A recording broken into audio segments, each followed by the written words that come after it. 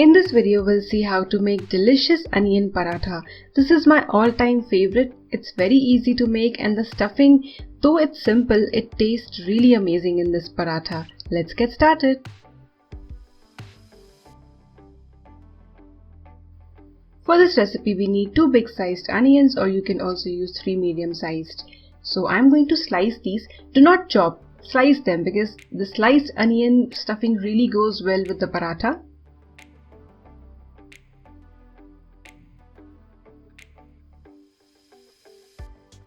So remove the side which keeps the slices connected so that you get nice and separated slices.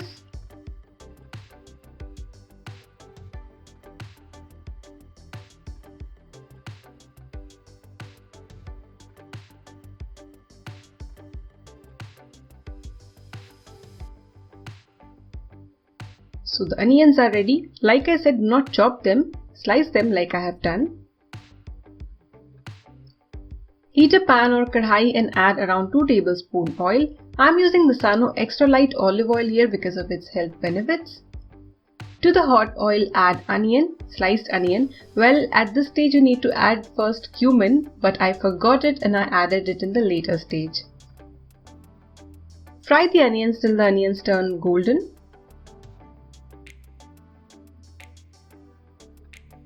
So I'm adding cumin or Jeera at this stage, but you need to add it before the onions. I completely forgot. 1/4 teaspoon carom seeds or Ajwain. 1/2 teaspoon ginger garlic paste.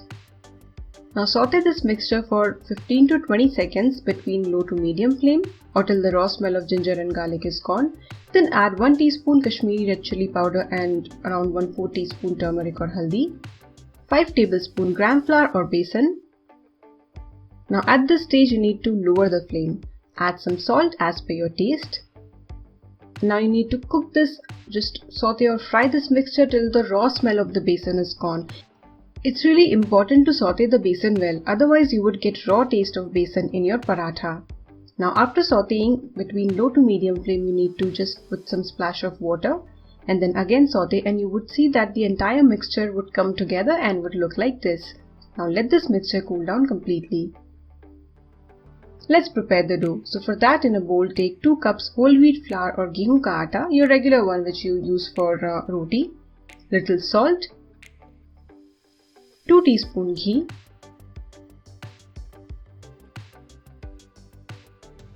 you can also use oil, but yeah, ghee tastes better than oil in paratha.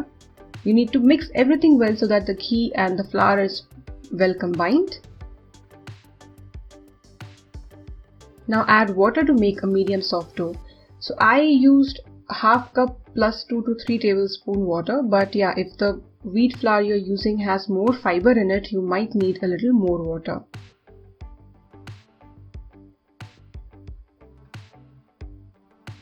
After kneading the dough, apply some oil and then cover it and let it rest for 10 to 15 minutes. This is a very important step, whether you make roti or paratha or anything.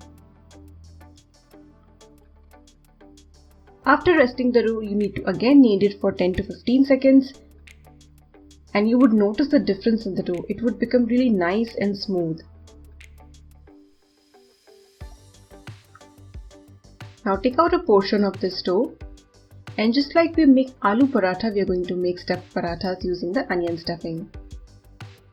Sprinkle some Gehun ka atta and roll the dough a little and then make a katori like shape, a bowl like shape, and put some stuffing.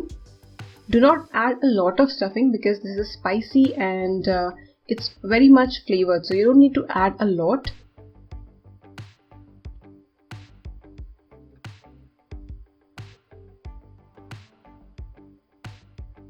A very simple and important tip while rolling stuffed parathas.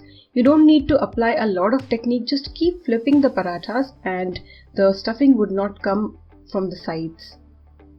And it would be easier for you to roll the parathas. It's okay if some stuffing shows up like this because it would get sauteed in the oil or ghee, whatever you use, and would taste fantastic. While rolling this, you need to keep your tawa or your pan ready, so the flame should be between medium to hot. Cook the paratha on one side for 7-8 seconds and then flip. Meanwhile, the paratha is getting cooked, apply some ghee. So you can be generous. If you like ghee, just like me, you can add a lot. And then flip it. Let the paratha cook, and again on this side also you need to apply ghee. You can use ghee, you can also use oil, whatever you like, but if you're making paratha, I think you should use either ghee or butter.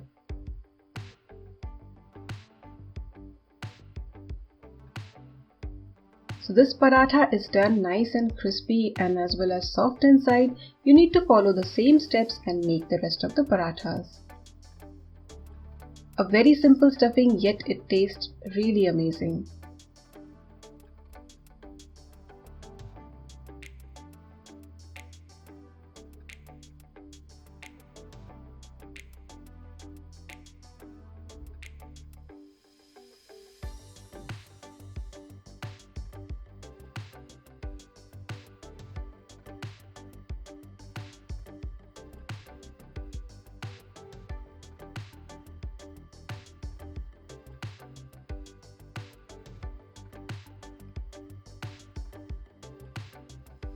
I hope you liked the recipe.